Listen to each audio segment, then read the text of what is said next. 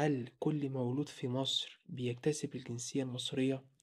في ناس كتير بتفتكر إن مجرد ما الطفل يتولد على الأرض المصرية بيكتسب الجنسية المصرية تلقائيا، لكن القانون المصري مش بياخد بنظام الولادة على الأرض المصرية. يعني مفيش حاجة اسمها إن مجرد ما الشخص يتولد على الأرض المصرية يكتسب الجنسية المصرية تلقائيا، لأن القانون المصري بياخد بنظام الدم وليس نظام الولادة على الأرض المصرية.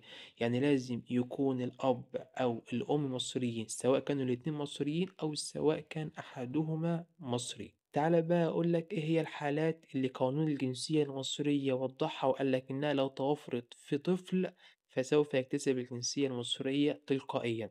رقم واحد، إذا كان الأب مصري الجنسية وقت الميلاد. رقم اتنين، إذا كانت الأم مصرية والأب كان عديم الجنسية أو غير معروف. رقم تلاتة، لو الطفل كان مولود لأب أجنبي ولكن الأم مصرية، ففي هذه الحالة أيضا سوف يكتسب الطفل الجنسية المصرية. أما لو أبوين الطفل أجنبيين يعني غير مصريين والطفل اتولد على الأرض المصرية، ففي هذه الحالة الطفل لم ولن يكتسب الجنسية المصرية تلقائيا. يعني باختصار إن لو الطفل اتولد على أرض مصرية فلا يكتسب الجنسية المصرية تلقائيا إلا في حالة إذا كان الأب مصري أو الأم مصرية، أو إذا كان هناك حالة استثنائية بينص عليها القانون. وأخيرا كان معكم مروان في معلومات قانونية.